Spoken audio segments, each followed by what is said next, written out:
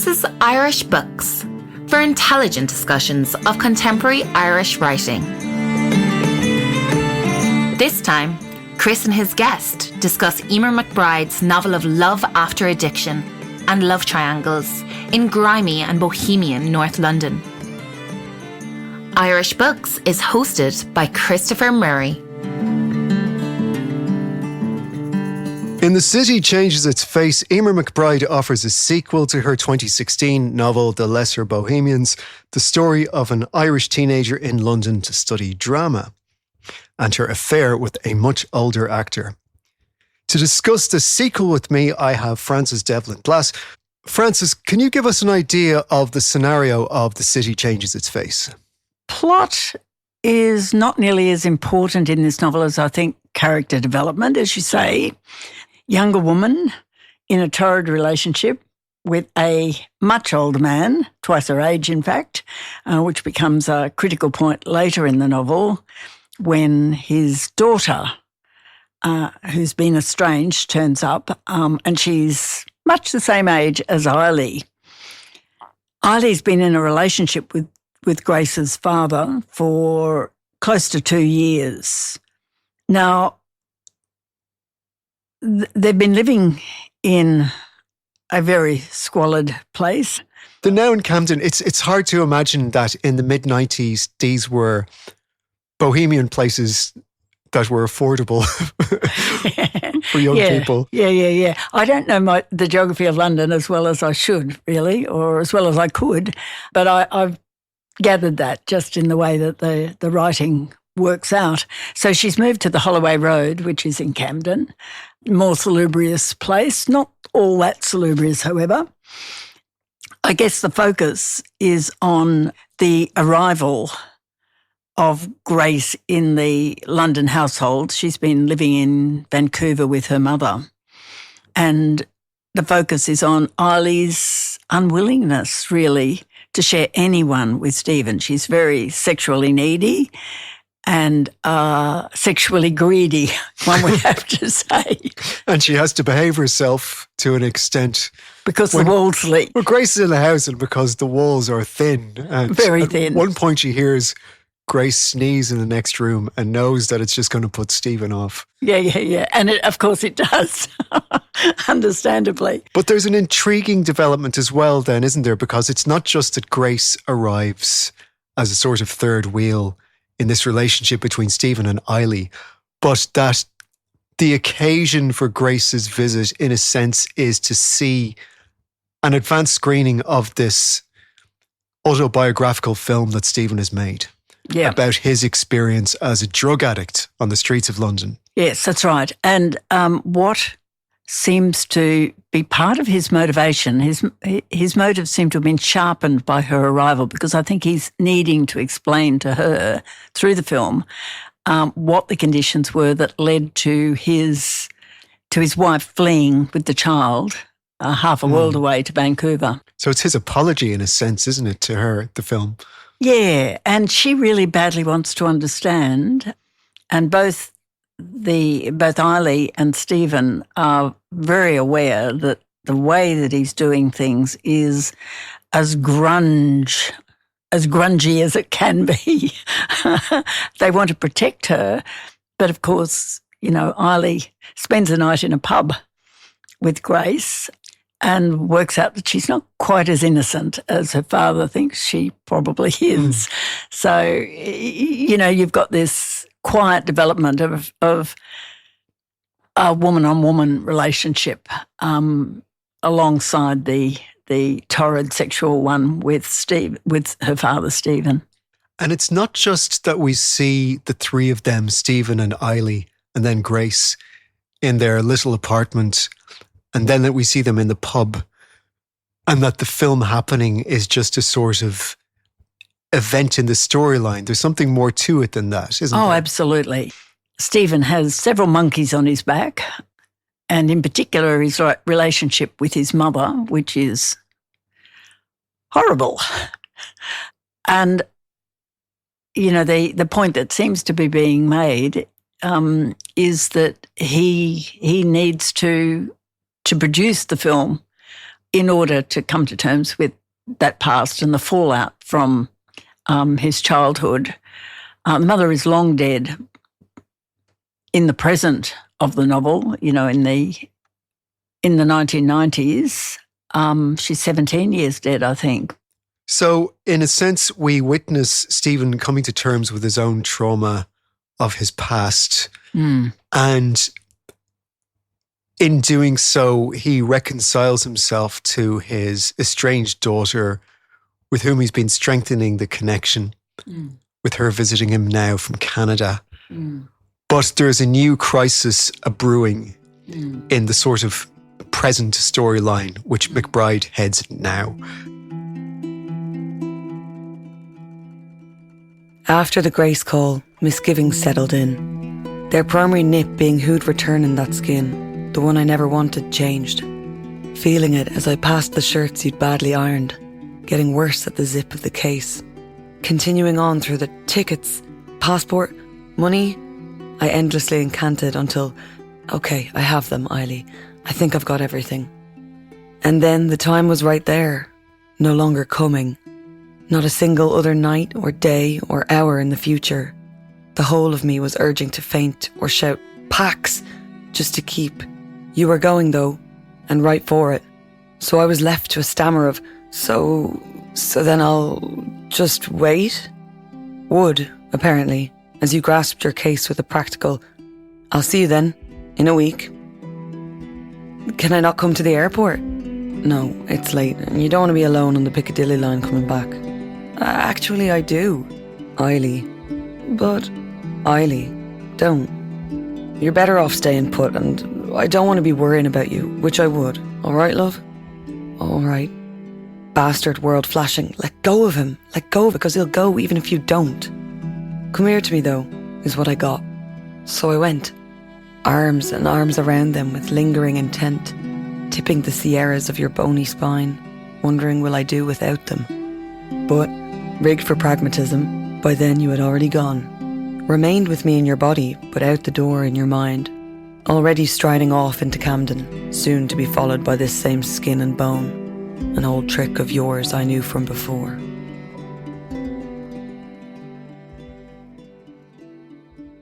I found myself quite alienated in the first 2/3 of the novel from Eileen because she was so needy, so sexually needy. You applaud the girl who escapes from a repressive past, particularly if the repression has sexual elements. But this seemed to be pathological emo stuff. If I may say that. You may. And I must say I was a bit disappointed because having read A Girl is a Half-Formed Thing, her first novel, I thought I was dealing with a feminist, and this seemed to be a very, very immature young woman, really. Here am I pontificating as an older woman. And it sort of, she's got a lot of finding out of herself to do, and that happens in the course of the 2 years, really, that the novel covers. It covers 2 years, and yet the now storyline takes place in a single evening, doesn't it? Which really right. begins when either Stephen drops the jar of piccalilli or Eileen throws the jar of piccalilli. Yeah, she throws it, I think. I had to look up piccalilli to remind myself what it was. It's a mustard. Yes, chopped vegetables. A stinky mustard. It's quintessentially English. And we understand that there is this new problem as a source of tension between them, which is not Stephen's past. We know that he is, amongst other things, a stage actor, and he's gone back into acting on the stage. And McBride plays with our expectations a little bit, that there's a hint of a suggestion that maybe Stephen would be involved with one of the women in the production, and that wrong-foots us. It's not that at all, and that comes and goes.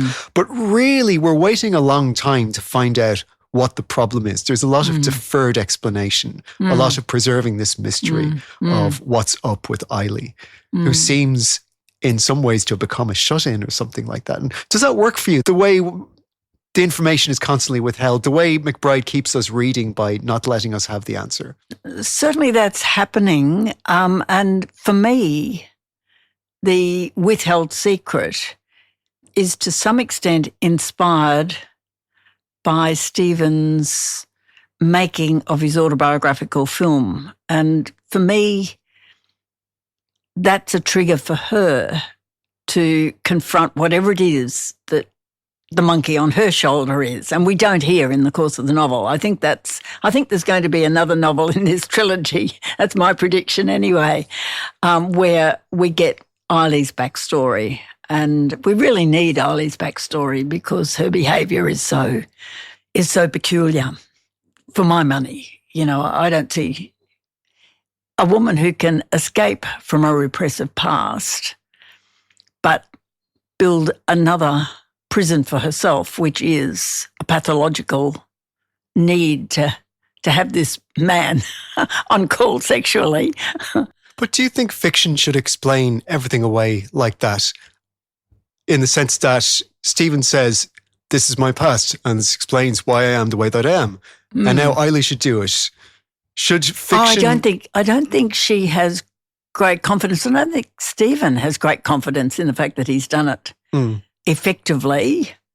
And I think that's the curse of the creator, really. You just don't know whether your stuff is important enough to affect other people. And, in the course of the screening of the film, which fills in the middle section of the novel. It's huge. It's 80 pages of a 340 or 20-page novel. We spend a protracted amount of this novel watching these characters, watching the screening. And in the cinema is Grace, Eileen, Stephen, and the young actor, Danny, who plays Stephen, with whom Eileen has also slept a few years ago.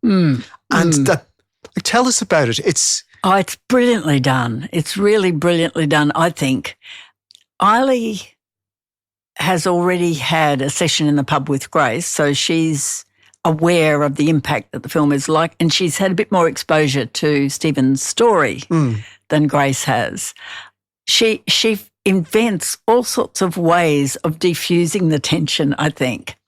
And, there's quite a lot of chatter between her and Stephen, to a lesser extent Danny, about sections of the film and how effectively they're acted by Danny. But in particular, is the music too loud, the sound effects too loud? That's all nervous, though, isn't it? That's Stephen. Of course it is. Stephen trying to say something. But it's also trying to normalise or take the sting out of it for Grace, I think. It must be very distracting for her. Yeah, it's like he's trying to remind her that it's a work of art. Yeah. He's trying to pull back and make it less true to life, in a sense, isn't he, by doing this? Because I think he knows how very powerful it is visually, and it is. It's extraordinary. I mean, I don't know a lot about film scripts. It's not a genre to which I'm often exposed, but I expect that she does. I gather that she has prepared a film script of A Girl is a Half-Formed Thing. And she's an actor. Both of these elements of her past, I think, are mobilised in order to write this film script section of the novel.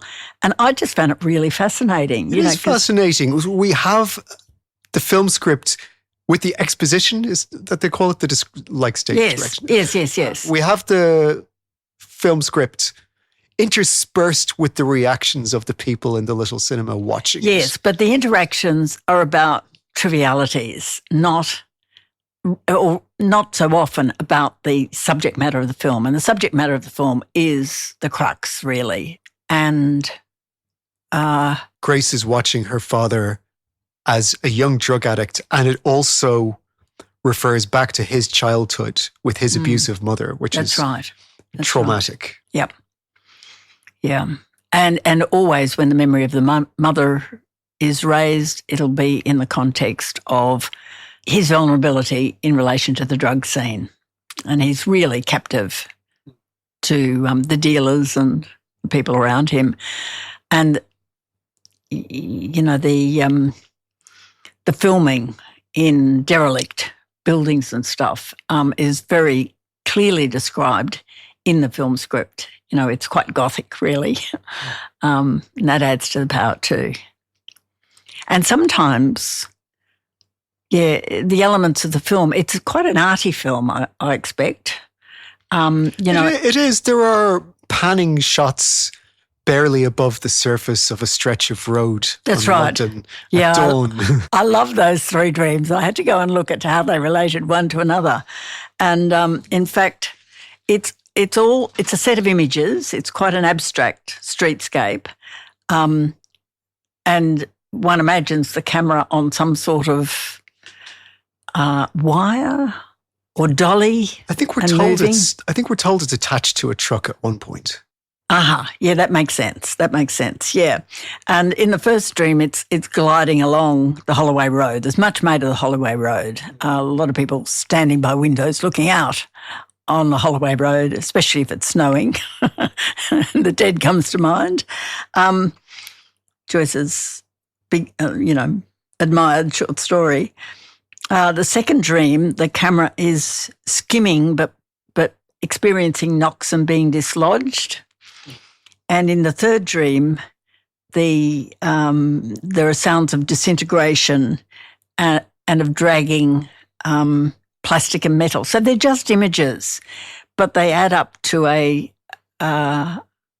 total scenario of breakdown and disintegration. And I think it's a way of imaging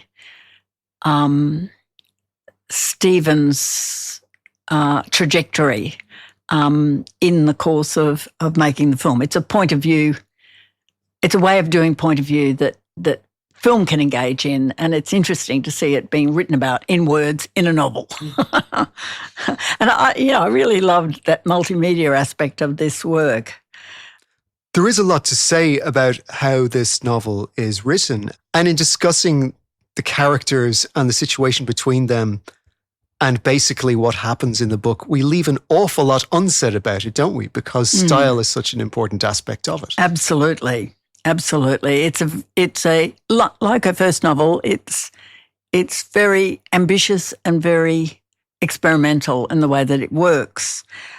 And I think she's doing new things with point of view all the time too. I mean, this is quite different use of point of view from the early novel. What's the experiment? Can you tell us, give us a succinct idea of what McBride is up to with the sentence? Oh, I love the way she deals with sentences. And I think what she's exploring is intimacy and the limits to it. You know, the intimacy and how that intersects with privacy issues. And what you get are very broken up sentences. The sentences are often unfinished. And yet it's quite masterful because it's hardly ever very hard to interpret. You know that these are people who have been together for a while. And it's not that they finish one another's sentences. They don't, but they seem to understand. And I think that, part of this is her acting background. She's requiring the reader to read for subtext. I'm a bit reminded of, I used to have a colleague who was sociolinguist, and he would often show us, extraordinarily badly spelt, mainly, and punctuated and ungrammatical paragraphs. And despite the jumbled nature of the letters and stuff, you could actually read it for sense. I'm going to do just that now. I'm going to read a few sentences from The City Changes Its Face. Oh, good. The dish piles are getting out of hand. We're clearly outweighting each other again. Most often it's him, but this time it seems I'll be the one to break first. Very firstly, though, I make the tea, spoon standingly strong. 2. Bit of milk. No thought for the hour or that I mightn't sleep. She's good. Dear. The spoon standingly still. She loves these kind of neologisms and turning parts of speech into, say nouns into adverbs or... Did you pick out any favourites, any more of these coinages or neologisms? I did. Now let me just have a look at my notes. Here we go. And she can be really funny with them too. The nicotrim, Stephen is investigating her armour in the form of lingerie. Her nicotrim twanged like fiddlies had just made their debut. Did you ever skid slip in dog shit? I thought that was pretty good. And, stylighting it up here, hermit on a pillar. Catholics will get that one. St. Simon Stylites, the hermit, who I think doesn't eat on his pole. And at one point she wouldn't mind the Holy Ghost tending his chicken claw to this, looking for a bit of divine intervention. Yeah, there are a whole lot of things. An assailant who's described as brick shithousedness. So someone built like a brick shithouse has brick shithousedness, of course. Makes sense. Yeah, and new adverbs, headachely or echoli, as in echo, echoli puking. And, there's quite a lot of puking done in the bathroom. It sure is. Yeah. Too many mixed drinks in the bar late at night. So, yeah, she's really inventive in the way that she uses language, and it's often quite amusing. And quite virtuosic too, I think. Also, there are these variations in font so that the letters appear in different sizes across the page. Have you ever seen that before, Chris? I've never seen that before. And it's so obvious, isn't it? For registering inner interior monologue. It's obvious now that someone has shown it to me. Yeah, but that's I've never seen anyone do it before. No, that's right. You get a lot of, in Joyce, when people are dialoguing with one another, you'll get a lot of Bloom's interior monologue. You will.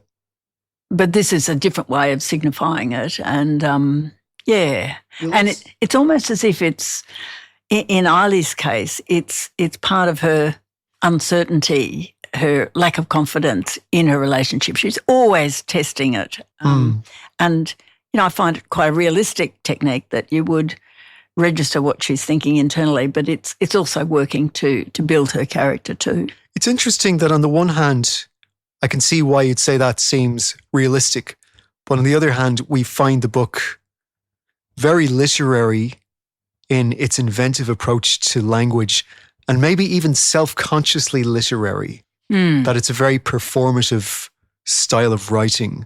And I wonder if, is that divisive? I found it a very absorbing book to read because of the way that it's written. But I wonder if all readers will feel that way about it. I wonder whether that self-conscious literary style might problematize the sincerity of the work, or is that a fair question? If I look back over her development as a writer, this book is much less self-consciously literary than the first one. So I think that she's easing herself into making literariness a bit more mainstream, really. It didn't worry me. I didn't find it at all alienating. I found it intriguing and a bit refreshing, really. So I don't think she asks a lot of readers. You have to work to read this novel, but the rewards are there too, I think. It's not wanky for its own sake, if I may say that. It's not. It's why we invite experts on the show to use words like wanky. Well, I've read a lot more literary texts than this one. Is she a modernist? McBride gets called a modernist sometimes. Is she a card-carrying modernist? A lot of the techniques are certainly reminiscent of modernism, but I think, her subject matter is so fresh and new. She's going into unspeakable parts of the human psyche, and, she's looking at, as I was reading it, I was thinking about Fintan O'Toole's We Don't Know Ourselves. she's talking about the kind of sexual excesses that we know were part of Irish life, particularly in religious institutions, for probably at least a century, if not longer. And she's going there fearlessly and, with a very deliberate intent to shock and name and speak the unspeakable, really. So in that sense, I see her very much of our times rather than just of modernism. I guess the modernists were registering the shock of their times too, but, she's moved on with the time. So I don't think it's entirely fair to tag her as a modernist.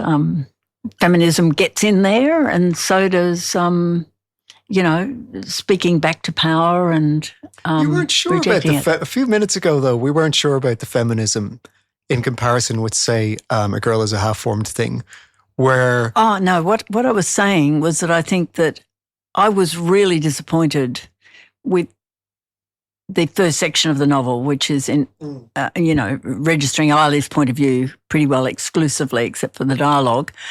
I had to revalue that when I got to the last section of the novel. And I now do think that she's doing it, but I found the first section a bit self-indulgent. But I think what she's doing is characterising a girl being a half-formed thing, particularly in relation to a much older man. And a girl who's interested in writing.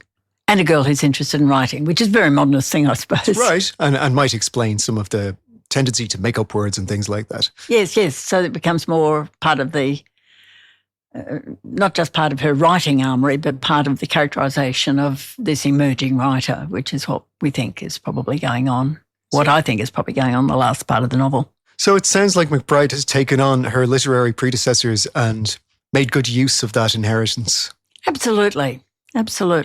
Yeah. This is a matter of some debate in my circle, but I see, Joyce as being a proto-feminist and Molly Bloom can still shock the socks off audiences, as we know, because we recently did a no holds bar Molly. Usually it's edited for the stage in quite romantic sorts of ways. Well, Molly is no romantic, really. No, not at all, no. She can be very in your face. She wants to rub Bloom's nose in her dirty knickers.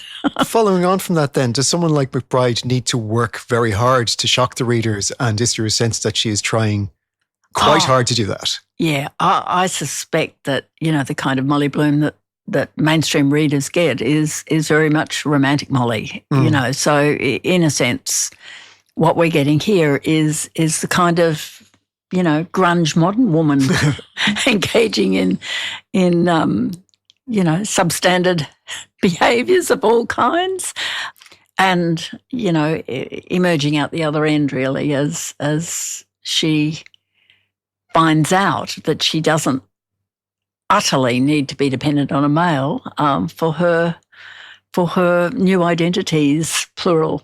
And modern and yet still a kind of historical artifact in the sense that it's set 30 years ago and you wonder what kind of future such a character would have, which is why you made the interesting point about whether there'd be a third book with Eileen's past. Oh, maybe she does have to bring her up to 2020 or something. She won't be able to afford Camden by now, I tell you. The book gives a lot of attention to the topic of abuse of children. What do you think McBride is doing with that material? What does she have to say about it? I think, pedophiles are a dime a dozen in this novel. They sure are. Child abusers, even more numerous. And yet there's always the image popping up of the child as leading Stephen in another direction. But always in that imagery, there is the possibility that the abused child is necessarily going to become himself or herself the abuser. And I'm thinking of the scene in which the little boy, Stephen finds the little boy wandering around and gets directed to his house and entertains the little boy for a while, reading to him, I think, and he ends up going to sleep on his lap. And the mother, who's been perfectly neglectful, comes in and abuses him roundly, assuming the worst. She is not happy. She is not at all happy. And there is a kind of a sense in which I think children are seen as salvific. Can you explain what you mean by salvific? Like agents of salvation? Yes. I mean, Stephen is, I think, motivated to make his film by the return of Grace. He's done without her. He's had to do without her because of her relocation to Vancouver for, I think it's 12 years. And she suddenly turns up.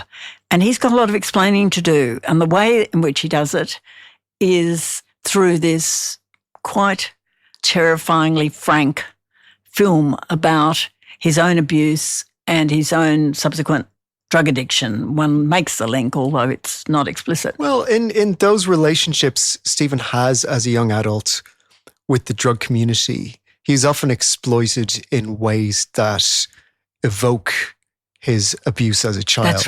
That's right.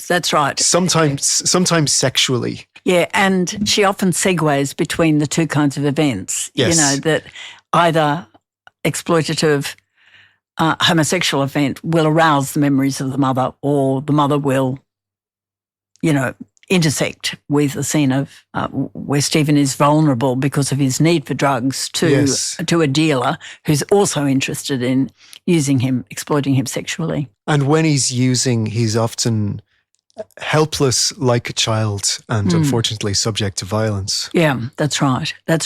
And I think that she is attempting to deal with that kind of subject. She's pretty bold in what she'll tackle. It was the same in the first novel.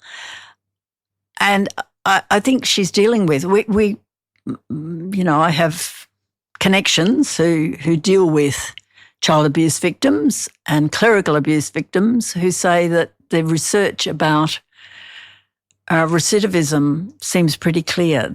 Can you explain recidivism? Recidivism is, well, actually, I'm not necessarily using the right word there, but what I'm trying to explain is this, that the abused child is very likely to abuse his own child. So the poison chalice is passed on one generation to the next. Yes. And that's a terrifying thought. It is.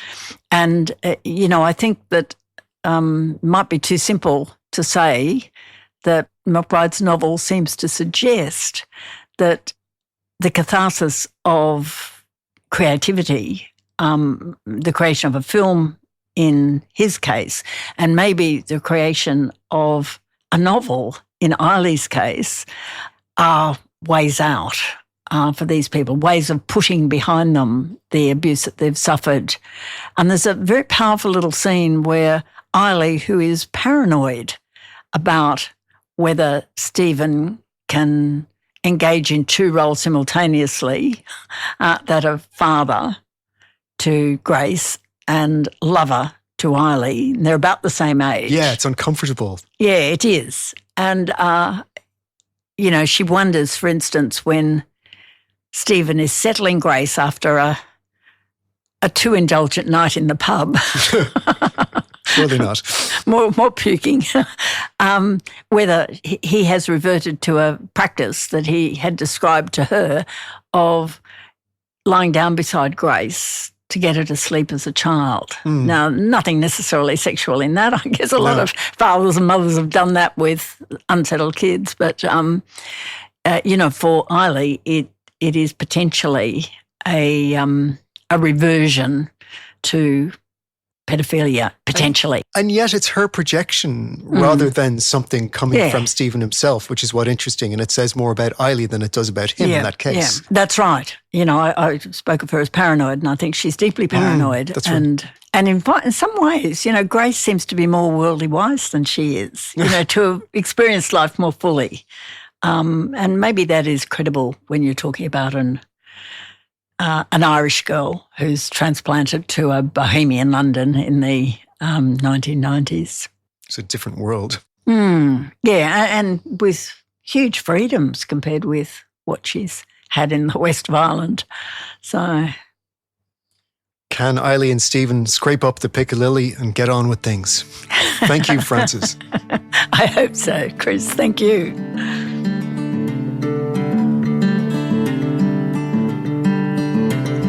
Irish Books is hosted by Christopher Murray and produced by Martin Franklin for East Coast Studio, with support from the Irish Department of Foreign Affairs and Trade, the Embassy of Ireland Australia, and Monash University.